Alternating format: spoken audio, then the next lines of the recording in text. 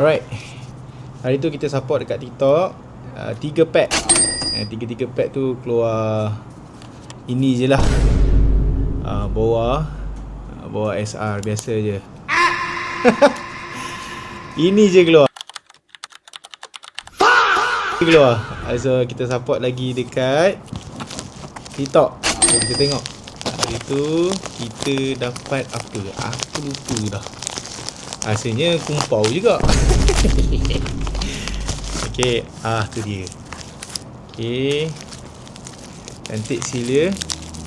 Walaupun tak ada hit besar-besar pun, cantik di packing dia. Alright. Oh yo. Thank you for the keychain. Yang ni aku support tak silap 3 pack juga ke 5 pack. Kat Pokemon pun ada ni. Oh, kat Pokemon tempat dia tulis tu. Alright, jom kita tengok apa yang ada dalam ni. Yang ni 3 pack ke 4 pack.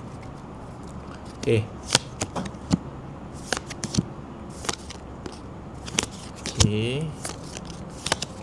Okay. Alright, ada manga ke? Aku lupa. Tanta aku dah hit manga dah dekat TikTok tu. Okay, cantik. Oh, aku ada dekat ni. Okay, walaupun tak ada apa nilai sangat. Tu dia. Aku dapat ni rupanya. SR Sakazuki Akainu. Walaupun tak adalah power sangat, tapi sekarang ni antara tertinggi, the best card yang ada dalam collection aku baru 2 ni. Alright, so ya, kita tengah hunting card lagi power lah. Okay, alright. Okay, Zoro.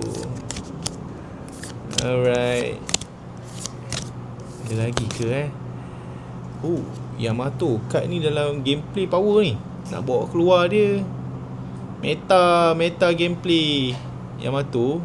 And now the point is, you play this Yamato from trash, so you can swing again if your opponent has 5000 power leader, and then you can trash it again to bring the 8 cost again.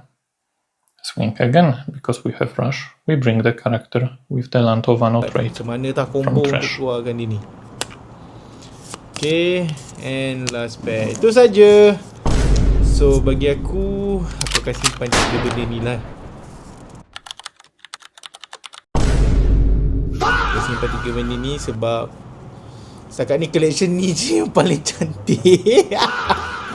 So kalau korang suka konten ni, aku ingat aku nak tunggu OP17 bulan 8 bulan 9 ni, and then nak beli beberapa kotak lah bersama member aku Ilman. So korang nantikan, tapi dalam masa tu kita akan rip some pack lah untuk buat konten. So kalau korang minat, komen bagi tahulah, support lah. Korang pun sama minat dengan aku. Alright, jumpa korang next video. Yahoo!